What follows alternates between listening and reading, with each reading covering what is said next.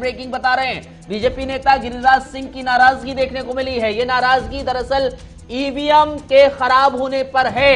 बिहार में फेज 1 की अगर बात की जाए, लखीसराय में ईवीएम के खराब होने की खबर मिल रही है। देखिए, ये ऐसी खबरें लगातार आती रहती हैं चुनावों में, तो अब लखीसराय से पहली खबर ईवीएम के खराब होने की आ गई है। और जब ईवीएम के खराब होने की खबर आई तो केंद्रीय मंत्री गिरिराज सिंह यहां पर नाराज होते नजर आए, कहते नजर आए कि आखिर कैसे ईवीएम खराब हो गई, क्यों खराब हो गई और क्या व्यवस्था पूरी तरीके से नहीं की गई। तमाम तरह की चीजें इस वक्त देखने को मिल रही हैं, लेकिन अलग अलग चीजें इस बार के चुनाव में देखने को मिलेंगी। लेकिन देखने को यह भी मिल रहा है कि ईवीएम की खराबी जैसे पहले खबरें आती थी और अब सुबह सुबह पहली खबर जहां वोटिंग शुरू हुई है तो वहीं लखीसराय विधानसभा से अलग अलग पोलिंग बूथ पे वोटिंग हो रही है। लेकिन खबर यह मिल रही है लखीसराय में ईवीएम खराब हो गई और ईवीएम की खराबी की वजह से केंद्रीय मंत्री गिरिराज सिंह वो नाराज नजर आए हैं। उन्होंने नाराजगी जाहिर की है ईवीएम की खराबी की वजह से। ये भी तस्वीर देखिए, दरअसल हम अलग अलग पोलिंग बूथ की आपको तस्वीरें दिखाते रहेंगे जैसे जैसे हमारे पास तस्वीरें आएंगी। अब आपको ये बताते चलें कि लगातार अलग अलग जगहों पर आज जिनकी किस्मत का फैसला होना है उनमें से एक नाम अनंत सिंह का है। बिहार के बाहुबलियों में सबसे बड़ा नाम अनंत सिंह का सामने आता है, जिनकी किस्मत का फैसला आज ईवीएम में कैद हो जाएगा। अनंत सिंह का अगर जिक्र करें तो पहले जेडीयू में अनंत सिंह हुआ करते थे, नीतीश के सबसे करीबी माने जाते थे और जेडीयू आरजेडी का जब गठबंधन था तो आरजेडी के टिकट पर चुनावी मैदान में इस बार अनंत सिंह चुनावी मैदान में उतरे हैं। इस बार पहले जेडीयू के साथ रहे थे, नीतीश के बेहद करीबी माने जाते थे और मोकामा विधानसभा से अनंत सिंह इस बार चुनावी ताल ठोकते नजर आ रहे हैं और आरजेडी के टिकट पर चुनावी ताल ठोक रहे हैं। पहले चरण में सबसे अमीर प्रत्याशियों में शुमार अनंत सिंह का नाम सबसे प्रथम सबसे ऊपर आता है।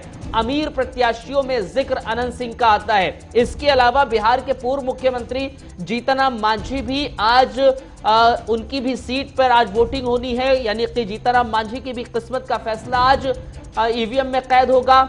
हम के अध्यक्ष हैं जीतनराम मांझी, हम पार्टी जिसके अध्यक्ष हैं जीतनराम मांझी बिहार के पूर्व मुख्यमंत्री रह चुके हैं। इसके अलावा उन्होंने अपनी ही एक पार्टी का गठन किया जिसका नाम हम रखा गया।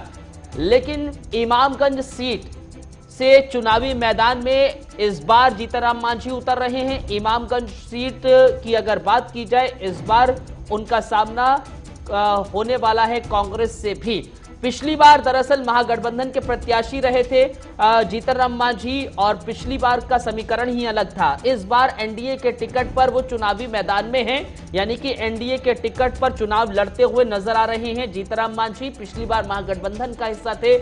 और इसके अलावा प्रेम कुमार का बात की जाए, आज बिहार के कृषि मंत्री प्रेम कुमार की भी किस्मत का फैसला होना है। बीजेपी के टिकट पर इस बार चुनावी मैदान में है। गया विधानसभा से 30 सालों पर बीजेपी का कब्जा है। प्रेम कुमार दरअसल 7 बार लगातार चुनाव जीतते हुए आए हैं अपनी विधानसभा से, गया नगर के अगर बात की जाए। इसके अलावा श्रेयसी सिंह की अगर बात की जाए, बांका के पूर्व सांसद दिग्विजय सिंह और पुतुल कुमारी की बेटी हैं। कॉमनवेल्थ गेम्स की अगर बात की जाए, गोल्ड मेडल हासिल करा था, गोल्डन गर्ल के नाम से बिहार में मशहूर हैं।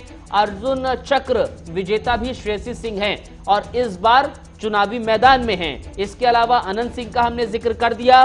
कृष्णनंद वर्मा की बात की जाए, जेडीयू के टिकट पर मैदान में हैं, जहानाबाद से जेडीयू के प्रत्याशी हैं, घोसी से विधायक हैं और सीट इस बार बदल गई है। घोसी से पिछली बार चुनाव लड़ा, जीत गए, इस बार घोसी विधानसभा से नहीं लड़ रहे हैं। इनकी सीट इस बार जहानाबाद कर दी गई है, यानी कि जहानाबाद से इस बार कृष्णनंदन वर्मा लड़ रहे हैं चुनाव, प्रत्याशी बनाया गया है। क्या घोसी में जैसा उन्होंने काम किया, जैसा उनको जीत हासिल की गई थी, वैसी ही क्या जहानाबाद में भी कृष्णनंदन अपना परचम लहरा पाते या नहीं, ये देखने वाली बात होगी। लेकिन इन सब के बीच में आज होने हैं 71 सीटों पर चुनाव।